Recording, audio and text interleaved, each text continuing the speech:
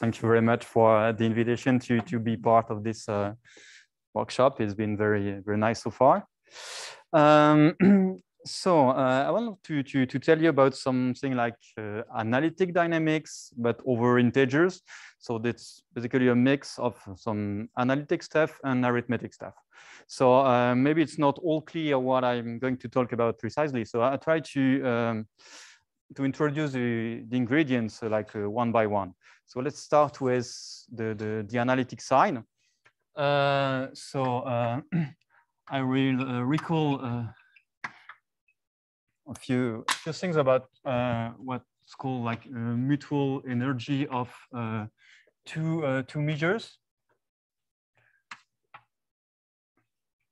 So following Favre and Rivera-Letellier from it's taken from a paper on 2006, equidistribution, blah blah blah, on P1. So let's start with the complex case, maybe. So complex situation, it works like this. So let me consider two measures. So which are here Radon measures on say P1 of C. And the way they define this mutual energy is okay, yeah, there are some assumptions on the measures, but I don't want to spend too much time on this. And in the situation that we apply that afterwards, it will always be satisfied. So like this mutual energy will be something like the integral over say C squared minus the diagonal of log of absolute value and of Z minus W, where Z and W, as you expect, are my two variables on C2. And then D rho W D rho prime Z. Okay. And well, and so let me rewrite this, assuming to make it simpler, maybe assuming we have some kind of Fubini theorem. So I could say so under some general enough situation, your measures here will not charge the diagonal. So if you integrate over C2 or over C2 minus the diagonal, it won't change much. And so here you can just say fix some fix W. Fix Z maybe, and integrate these things over with the other measure. And what do I gain here? It's just because this now is some function of W, which is actually some potential. Some potential of my measure rho, meaning that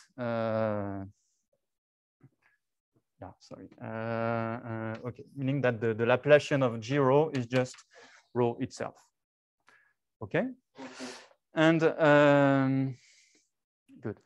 So with this in mind, I can maybe compute a few examples. Yeah, sorry, I just have a look at my notes, and it seemed that I forgot a minus sign, which does not change much, of course, but still. Okay, let's try to compute a few examples on simple measures, just to understand what it looks like. So let me pick some point A in C and consider the Dirac measure supported at A.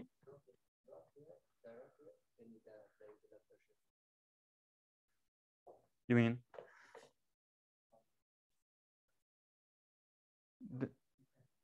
Well, the G rho is this function here, right? So when you take the Laplacian of this one, you should find rho or something like that. No? Okay. So if you, okay, yeah, so here it's a like pretty simple example. So delta A is just the minimization for the Dirac measure supported at A. So to some function f, you associate f of A, so real function f, real valued function. So this is just going to be 0, of course, because you remove the diagonal, there's nothing left. Okay, so maybe some more interesting example. Let's take the Lebesgue measure on the unit circle. So if you compute this, okay, you can use the formula with the potential. So we know a potential for this Lebesgue measure here, which is going to be something like a log plus of absolute value of z, say, dz on the circle, where log plus means, as usual, like the maximum of the log and of 0, like the positive part of the log. And of course, if you do this, you see that now all the absolute value, all the d that count into the integral have absolute value 1. So this is just always 0. So you find 0 again. Okay. And so let's mix the two of them to have something more interesting. If you want to compute the mutual energy between those two measures, you find, so you can always take the potential with respect to this one. So you have this log plus absolute value of z integrated against the Dirac measure, and you find minus log plus of absolute value of A. Okay, and now this looks slightly better if you want to go into arithmetic consideration. Like it's basically the first step you would like to have, like some local step in order to define a height of some number.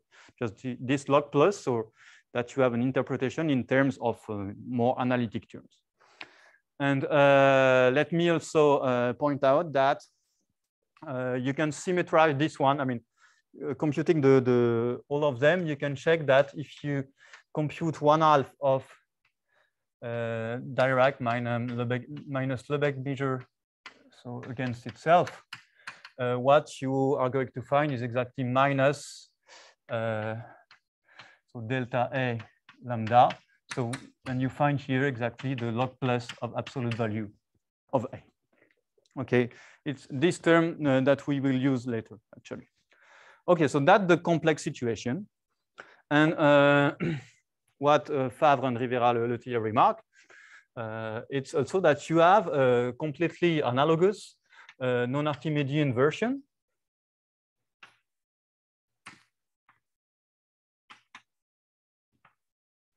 You just do exactly the same. Same theory.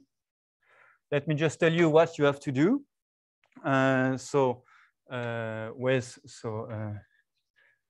Of course, you don't work anymore on P1 of C.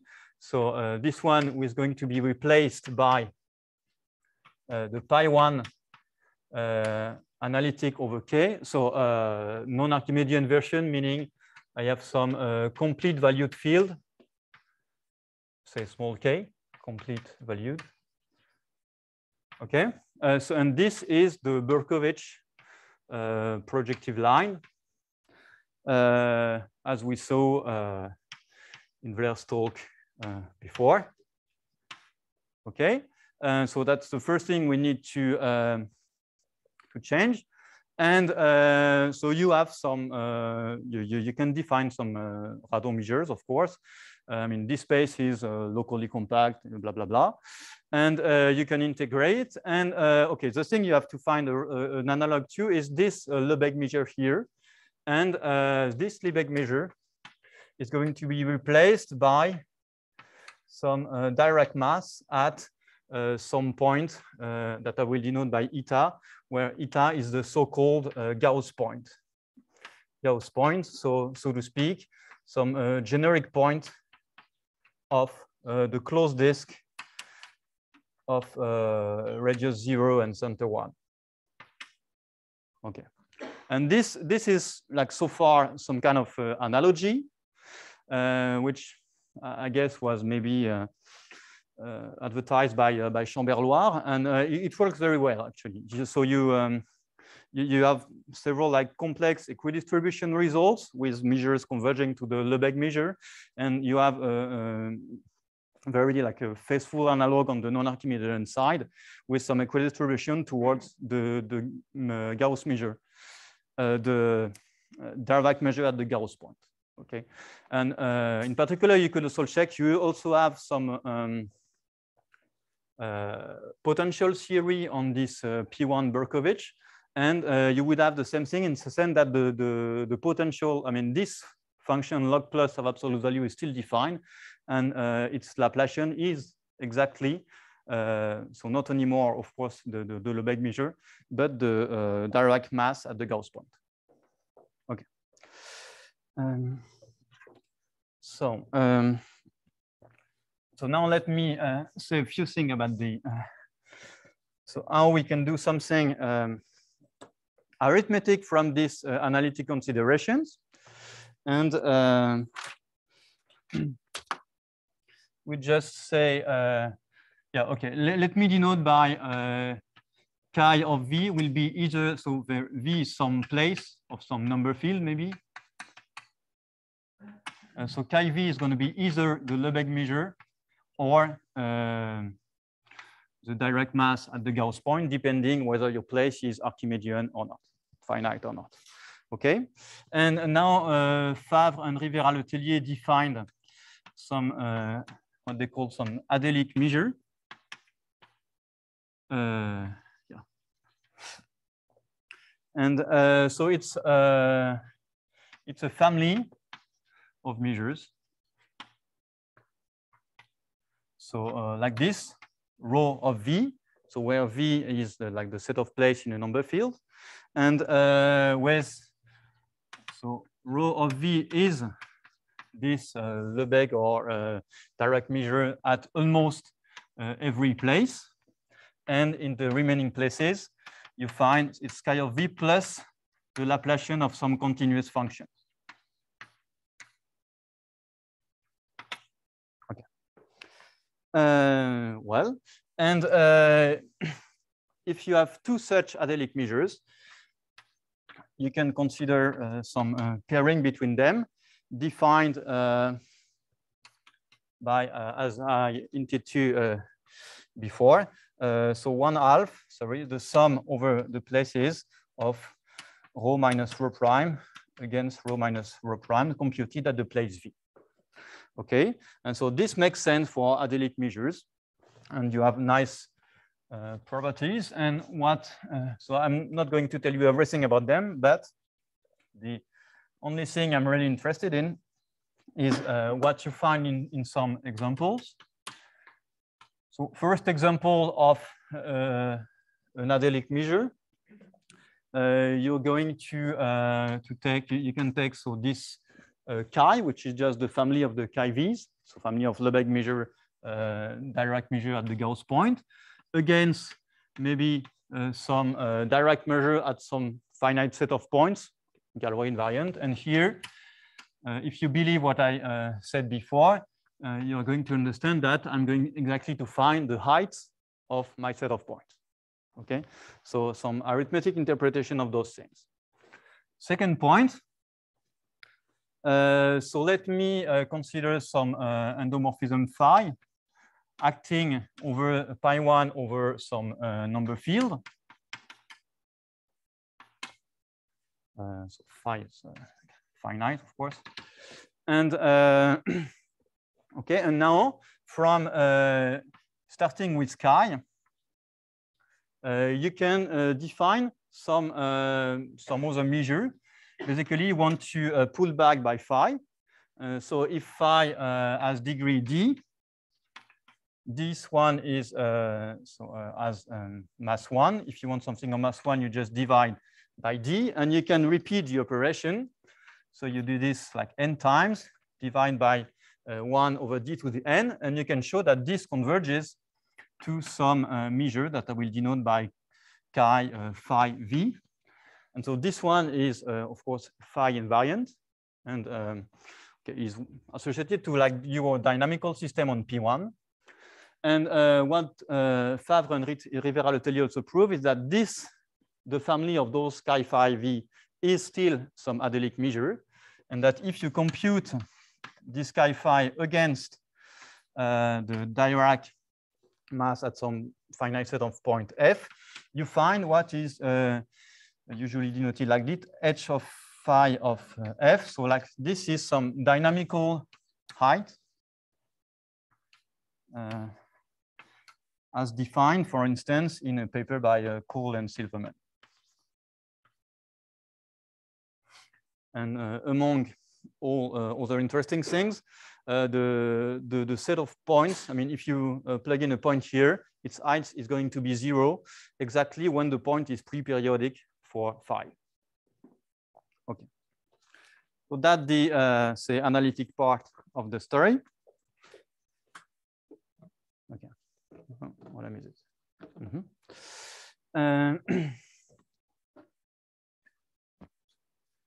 So now something more maybe arithmetic and geometric. So if I want to consider those set of measures, so it's adelic measure, just like a collection of some family of measure given over over the places of a number field, but we could try to have some different kind of a different object, maybe a more continuous object. And so for those of you who know me before, maybe, and you, I'm sure you understand where I'm going. So like to one of my favorite mathematical obsessions. So Berkovich spaces over the integers. And this will give you a way to have like some continuous family of measures corresponding to those measured by Favre and Rivera-Letellier.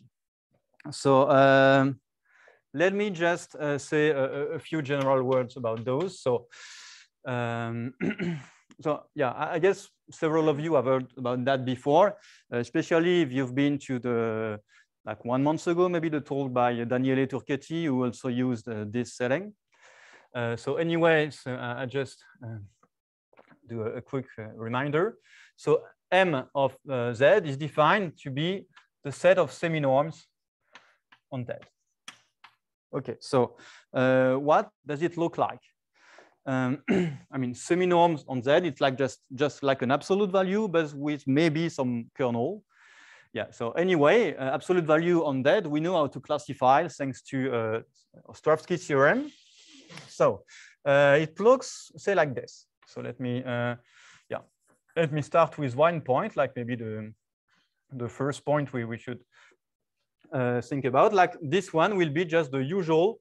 So I denote it like A sub infinity to denote it as a point, but it really corresponds to some semi-norm and actually to some absolute value. So this one is the usual absolute value.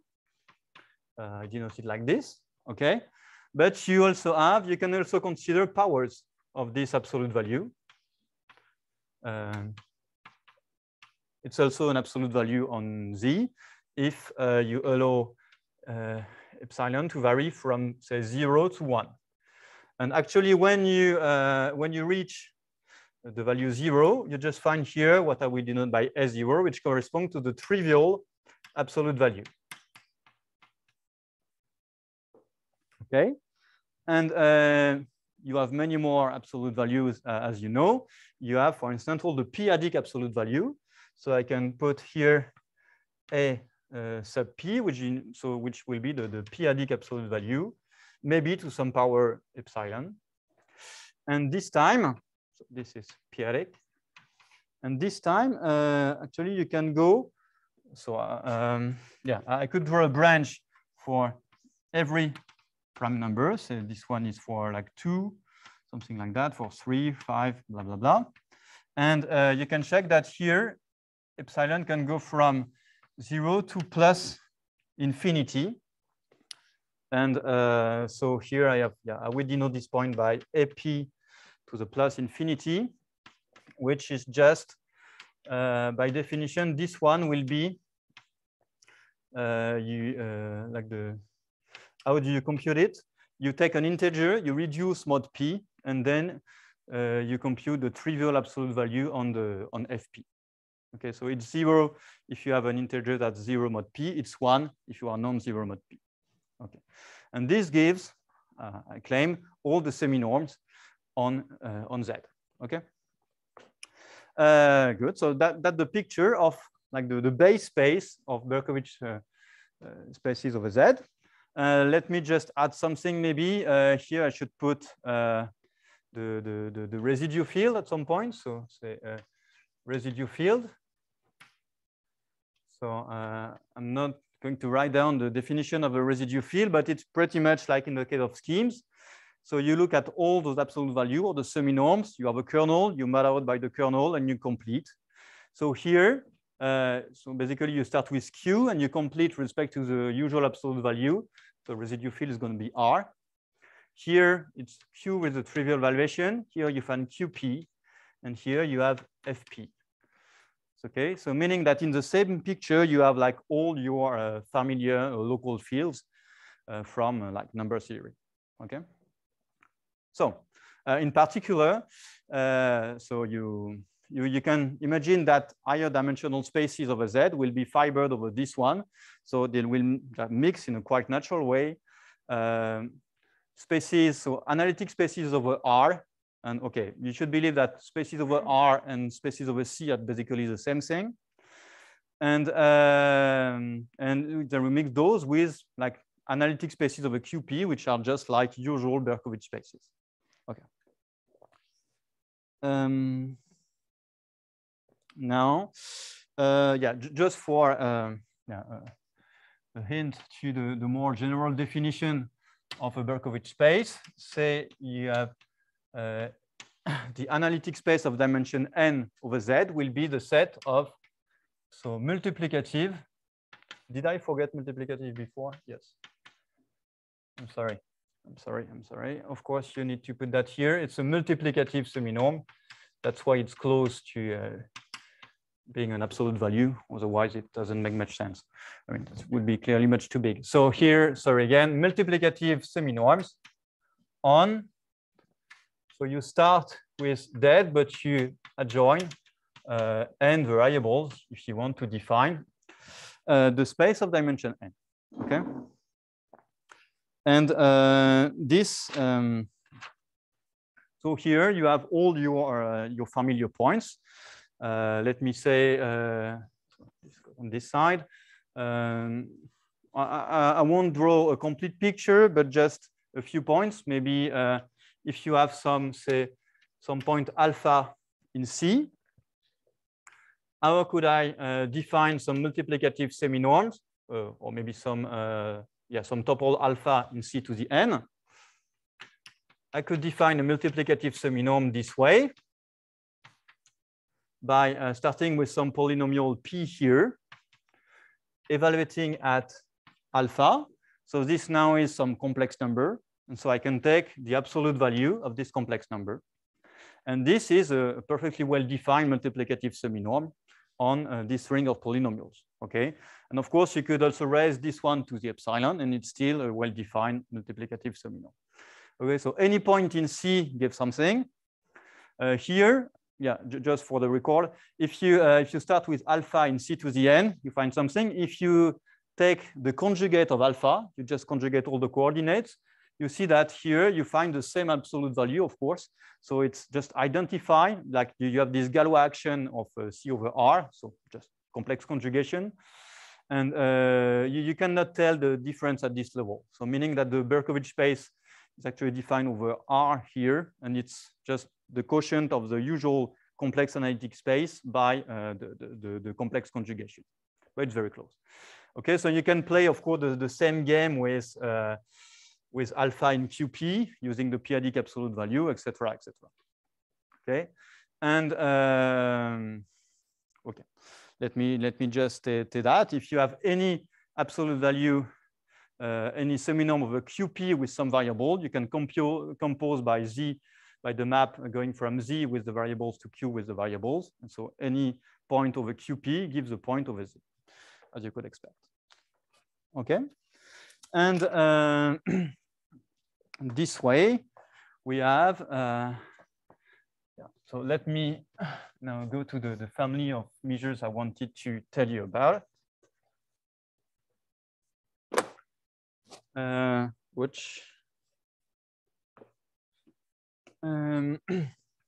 So we have this, okay, so more generally, you can define. So I told you how to define, say, basically A1 over Z. By some gluing, you could define P1 over Z. And you have a map going from this M of Z, which I'm going to denote by pi. So like this one is basically a semi-norm on Z with some variables added. You just restrict to the semi-norm on Z. Okay, and okay, good. So now what do I want to, yeah, just I don't need such an example for the moment.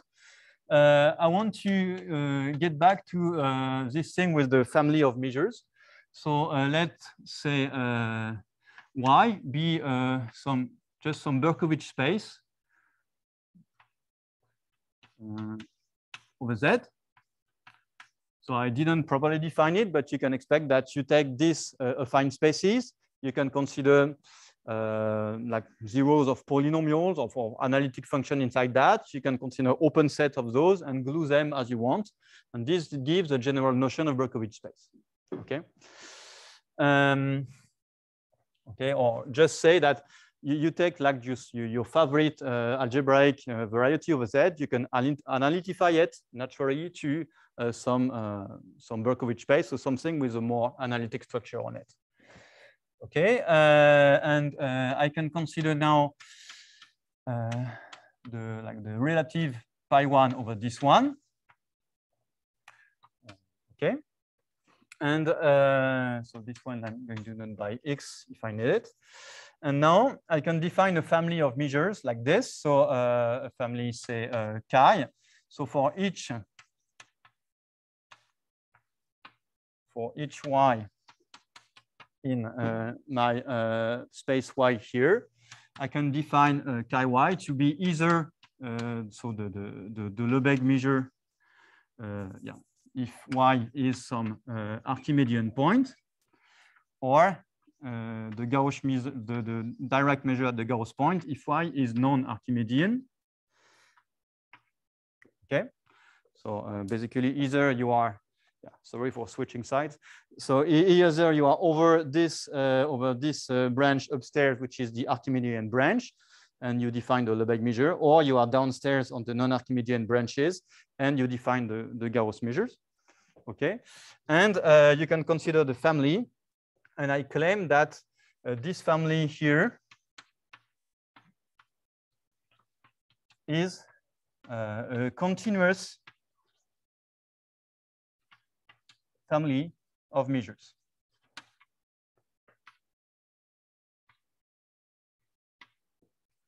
Okay, and the important word, of course, is continuous here, meaning that for any function, say f, so from x to r with so continuous with compact support,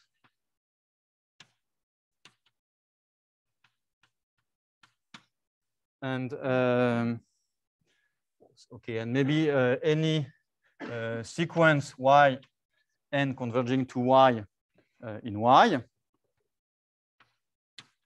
the integral of f chi y n will converge to the integral of f chi y.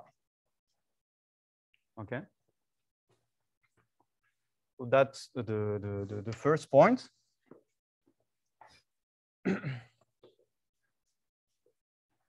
So actually, I like this quite a lot already. I mean, so to me, I first learned this kind of thing with Chamberlois, who like basically was telling me that there was this strong analogy between this Lebesgue measure or the Haar measure of the circle, the complex circle, and the Dirac mass at the Gauss point. Okay, and now it's somehow like more than an analogy. It's really just a continuous family over some basically arbitrary analytic space over Z. You already put this in just some very big family, and it's continuous whatever family you choose. So it's just a stronger form of an analogy, so to speak. And you can go further with this result. If you consider some map phi, so from x to x, so you need it to be like finite flat surjective.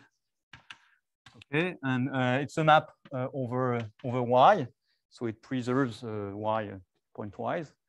So for this, you can also define a measure, a family of measure chi phi Y. So for any Y, you consider like the phi invariant measure I constructed before, and you can prove that this one is also a continuous family.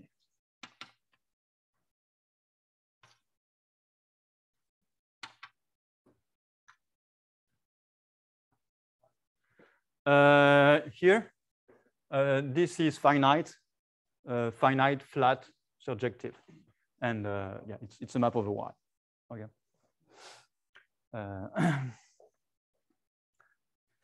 Yeah, let me check what time it is. Yeah. So I don't think I will really explain the proof, but so the proof of the first point is not so difficult, actually. Once you have the idea that such a statement could be true, it's not so difficult to prove. Of course, the only tricky point is to understand. So if you do independently, like the non-Archimedean part, you have all direct mass at Gauss point, they are all the same. It's pretty easy to see it's continuous. Same of the Archimedean side. What's more tricky is, of course, what happens at the in between. Okay, when you switch from the Archimedean sign, when the Archimedean side degenerates onto the non-Archimedean side, there you have something to do. Okay, and once you have this one, I mean, I proved this one by basically some kind of uniform convergence result. You start with the family, you pull back by phi, divide by d, and do it, and do it, and do it. And you see that you need to prove that at the limit, it's still something continuous. Okay. There is a question from the chat. Yeah. Is y and x projective in the second part? No. No, I mean, no. Y is just like really any Berkovich space over Z. And X is pi 1. Yeah, it's X is this one exactly. It's the relative projective line over Y. Okay, so yeah, maybe I should say this too. So this is very reminiscent. I mean, it's actually totally inspired, and the proof too, by some result by Charles Favre. So he does it for, so he has Pn instead of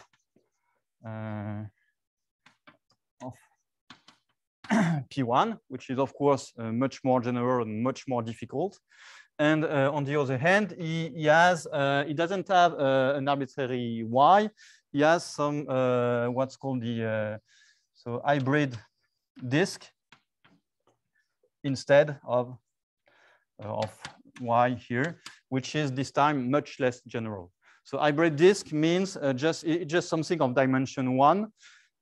So that's a dimension 1 disk, basically over what I denoted before, like this segment S0 to A infinity, relating to the trivial absolute value to the Archimedean absolute value. So it's like basically the simplest one-dimensional object you could think of here. So that's the Charles base, but here he has Pn, and so I go in like a completely opposite direction. So the vertical side of the space is very simple, and well, the first non-trivial example, say, but on the horizontal direction, it could be pretty much arbitrary. Why did you say it's more difficult in between 1 and whatever 0? You have an explicit model with this epsilon power. Yeah. Isn't that the proof?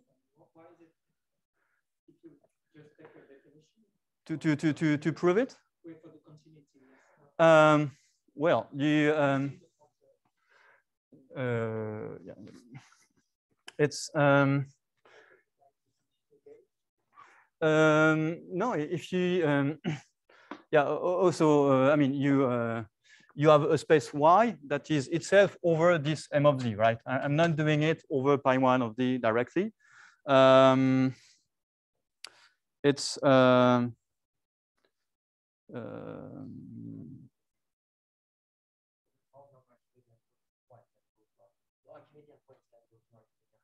oh, that the question? No, because Yeah. It's not our NZ, it's in Y. So there are Archimedean points in Y which go to non-Archimedean points. Not in Z. In Z is trivial, but in Y you have to imagine you have sequential points in Y. Yeah, it's That corresponds. Yeah, but that corresponds to this epsilon going to. oh yeah. Wait. So you okay? Maybe so. You have this. Yeah. Let me put absolute. You will need to show that some integral like this with some measure say chi y to the n say converges to this one. Okay. But now it's not true that here it's always like the same absolute value raised to some power. It's only like the restriction to Q, which is the same raised to some power. So you have to take care of everything else, so to speak. Uniformity of this epsilon. Yeah, okay. thing like I can go back to this later if you want. Yeah, it's not extremely difficult to tell the truth, but you need some argument. Yeah. I mean, for instance, I cannot prove it directly. I use like the compactness of the space of measures plus some support argument, something like that. Okay, so yeah, so that's how you go from this somehow say discrete idea of Favre and Rivera-Letellier of adelic measures to a more continuous version of it. And okay, so what can you do with this continuous version? So that's my third point, which say like so from generic to global. Okay, so in particular, so we have this as you okay. I just erased the picture that was here before, but you see that you have all those the measures by Favre and Rivera-Letellier were all in different branches, but you have some point that connects them all, like the point where things are trivially valued. So what I call kind of that's kind of generic. So the thing is how you pass from some information on the generic fiber, this one, to this global information. Yeah, let me just state a lemma to explain this. So Y is still some Berkovich space over Z.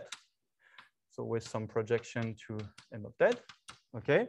And I will consider, so I will say that some function f from Y to R is, I will call it log flowing if for any Y, any point in Y. So I mean, as you were saying, so you can always take some point and raise it to some epsilon, and it still gives another semi-norm, and you want to compare those two. And the thing is here, I said this is log flowing if the absolute value of f applied to this point Y to the epsilon is epsilon times f applied to Y. Okay. So the basic example is the following. So if you take some, say, phi to be some global function over Y, so pretty much by definition of the evaluation, if you apply this to Y to the epsilon, it just the absolute value raised to the power epsilon. So of course, so this is what I would call like a flowing. And so this means that log of absolute value of phi, so maybe I want it to be invertible so that this is always defined. So this one would be log flowing. The epsilon goes in front instead of above. Okay, so this is the thing I want. And the lemma is as following. Is as follows, summary. So I take three functions, so E, F1, F2, which are okay from Y to R. The three of them continuous and log flowing. So let me denote by V sub S, the set where the function f1 is equal to some fixed S. Yeah.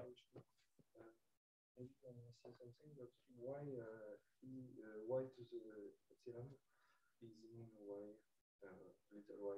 In your definition of yeah, because you know too much about the theory. No, I'm hiding a few things under the carpet. I mean, I need to assume that of y on y. I need to assume that y is stable by this operation of raising to the epsilon. Okay, so I should need first to say that y itself is flowing, so stable by this operation, and then for such a space, I define this. So basically what I have in mind is I'm going to apply that to some analytification of some variety where this is automatic. That's why I don't want to spend too much time on it. But of course, you're right. Yeah, sorry. Okay, so this is my level set, and I have two assumptions. I assume that, so first, so there exists some S node such that V S node to M of Z. So this, like my projection map, is proper. Okay, so basically meaning that typical example for F1 would be something like max of the log of the absolute value of the coordinates or something like that. So like you don't get too close to the boundary of your space inside it. You stay like inside the ball, and this should be proper in the topological sense. And okay, second things is that over VS node intersected with the trivially valued part, so over the trivial valuation, so generically, so to speak, you got some inequality. E is greater than or equal to F2. Okay, so inequality between your two functions. Okay, so that's are my assumptions. Okay, pretty bad time to switch board, but I'm doing it all the same, sorry. And then what I want to say is that this inequality that holds generically, in the sense that it holds over A0, and also extends somehow automatically over like the whole M of Z. So of course with some caveats. So let alpha be some positive real number. So I claim that there exists some other positive number T alpha and P alpha some finite set of primes such that so for any P that's not infinity and not in P alpha, so P generic if you want, on F1 positive and over the p-adic fiber, you have the p-adic point. You have so E is still, so we would like to have E greater than or equal to F2. So this is a little bit too much to expect, but it's almost true with some correction coming from F1. Okay, and okay, and for the say exceptional places, we have the same kind of inequality. Okay, but only when F1 is big enough.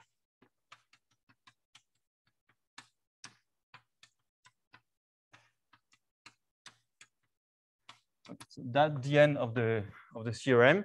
So meaning that if you start with an inequality, a generic inequality, E non bigger than F2, then the same kind of inequality holds up to some small correction, like basically everywhere, with some small correction that you are able to control. Okay. And this, yeah, if I want to say something about the elliptic curves, which probably I want to, there's basically, yeah, no way I tell you much about, I'm going to prove this, but it's, as you can expect, some continuity statement. Yeah, plus some kind of tricky use of the flow and this log flowing condition which means that the space itself, like this Y, the fiber of Y, are not compact, which would help. But when you mod out by the flow, by raising to the epsilon, they become compact actually. That's something like that that's hidden behind. And okay, and just to tell you that now, yeah, how should you think about this? So you have a corollary. So if sigma is a section of the projection pi, you can prove that you just sum up all those inequalities and you find something like you map E evaluated at sigma of AP when you sum over all P is greater to or equal, greater than or equal to some constant times the sum of the F1 of F2 of sigma AP minus some epsilon sum of F1 sigma AP plus some constant D. Okay, so for each epsilon, there exist two constants like this. Okay, and how should you think about this? Actually, usually F, say like F1 is going to be some max of some log of some absolute value of a bunch of function Fij. Okay, missing a parenthesis here. And then like this sum of the F1 sigma AP is going to be some height of the family Fi1 to Fi something. Okay, so that's the way I want to apply this with some F2 and Fy, which could even be the same, and log of some coordinates or something related to the coordinates. So this is a lower bound using, defined by a height up to some constant. And this E is a function I would like to control, and which will be actually like a function such as this pairing between rho and rho prime as defined by Favre and Rivera-Letellier. Okay.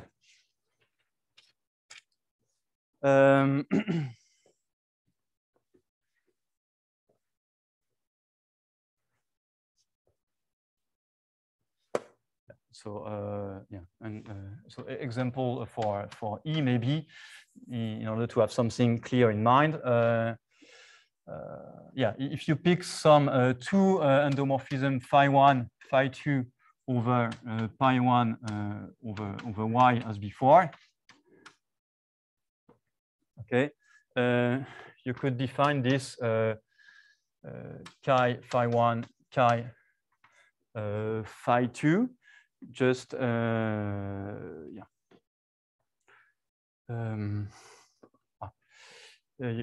Sorry, you could define, so the function E of y would be 1/2 of chi phi1 y minus chi phi2 y against itself with the notation I had before.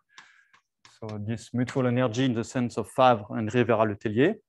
And now if you compute the sum over this E over all pi's, you would get what is this pairing between chi phi1 and chi phi2, which if you start with a number field, etc., is just some pairing in the sense of Arakelov's theory, actually. And this gives some meaningful way, if you want, to compare those two endomorphisms of pi1 of pi1. Yes. And to compute, I mean, to compare those endomorphisms doesn't mean much, but if you remember that using those pairing, we have a way to recover like the dynamical height associated to this. So it will also be a way to compare those heights and to compare the pre-periodic points for the two endomorphisms. Okay. And so I try to say few words about the application to elliptic curves. So here I'm really following a strategy for a very nice paper by DeMarco-Krieger-Ye and Ye from 2020. And so, yeah, I say elliptic curve, but before I had things on P1. But so there is a nice way to construct some endomorphism of P1 from some endomorphism of an elliptic curve. It is what we call the lattice map. So if you have some elliptic curve, this is some elliptic curve. And if you mod out by -1, the action of plus and -1, this is just P1. Put P1 here.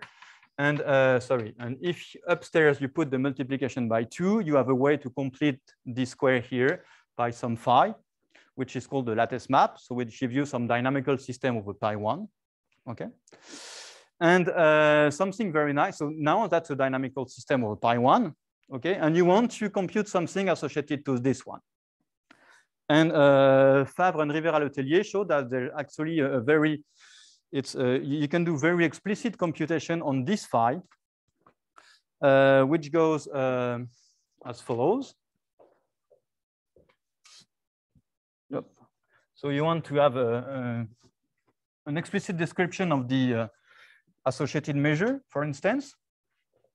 So say you look at, so you start with your elliptic curves E, you look at the two torsions, so that's 4 points. You project, that's still 4 points, say A1, A2, A3, A4. And say you are over some non-Archimedean field K, which non-Archimedean field K. And okay, so now I can, so you are in P1. So P1 basically looks like that on as a Berkovich space, right? So you have this tree structure that we saw also in Leerstrom, P1K. Okay, so your points are maybe here, A1, A2, A3, maybe, I don't know, A4 could be here. And so I have those 4 points. It's a tree. So what can I do with them? So between any two of those points, there's a unique path joining them. So let me draw this. So hop, here, here, here. This one going upstairs, downstairs, like this. Okay. And so you see that there is some like some preferred segment showing up, which is this one. Okay. Like if you, I don't know, like for example, if you look at the path from A1 to A2, its intersection with the path from A4 to A3 is this one. And basically, that's a well-defined segment. Okay. And this well-defined segment is going to be the support of the measure, say K phi, so say K phi A, if I fix those points A, which fix the elliptic curve and the dynamical system. Okay, and actually they prove more than that. So Favre and Rivera-Letellier tell you that this measure here, just the Lebesgue measure on the segment. So you can compute things completely explicitly. You can compute the Lebesgue measure, this invariant measure, and you can compute explicitly a potential of it. So if you have like two maps like that, so you can compute you can compute the pairing between the two maps. And okay. Say this. So the outcome is we can compute chi phi A against chi phi B quite explicitly if we are given A and B's. Okay. Yeah. So so using this, we have, yeah, let me go to the end of the story. So the theorem by DeMarco-Krieger-Ye is that so they do not handle like the general situation. So you have two elliptic curves associated to tuples of points A and B like that, and they assume that the projections of the two torsion points of those elliptic curves meet in at least 3 points. So it's basically as big as possible. So you have 4 points in total. You want 3 of them to be common. So we may assume that it's a situation like that. Using some Möbius transform, you just left with some point A here and some point B for the other elliptic curves. Okay. And you just compute, okay, you have to compute this quantity here using those pictures, which can be done basically by hand. And they prove the quite nice result that in this situation, chi phi A against chi phi B is bigger than some constant time the heights of A, B plus some D. And for this, they use some continuity results. So in a one-dimensional case, using the ratio A over B, which means using those results by Charles Favre. And they have, okay, with much more, yeah. So that's like the one of the main points of the paper. And then they deduce the very nice corollary, which is that if you look at all the torsion points of the curves, and the intersection of the projection of the torsion points, this is finite, bounded by some M, which is independent of A and B. Okay, it's not at all direct, but that's true. And okay, but it relies heavily on some one-dimensional degeneration procedure. And the thing that I claim is that so first, so there exists an explicit formula for chi phi A paired with k phi B. So for arbitrary A and B. What time is it? Yeah, okay. I'm not sure I can study it now. Yeah. Okay. Then I state the formula just to thanks. So you it was like that. So you have imagine this segment over there will be so this IA.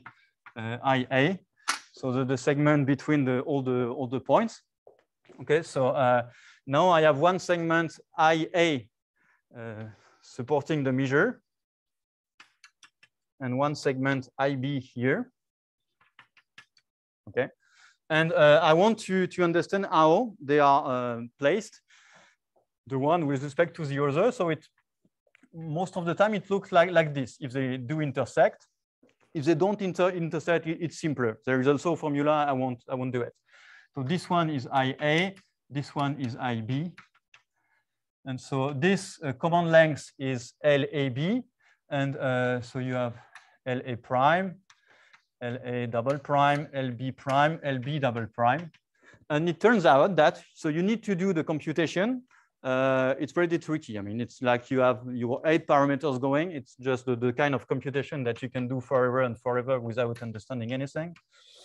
But it turns out that you have a very nice formula in terms of those lengths, which I can write down. So 1/3 of the length of IA plus 1/3 of the length of LB minus the length of the common part plus 1/3 of the length of the common part to the third divided by the product of the two lengths minus LA prime, LA double prime over LA minus the same thing for LB and still one missing term, which is LA prime, LB prime plus LA double prime, LB double prime, LAB over LA, LB. Okay.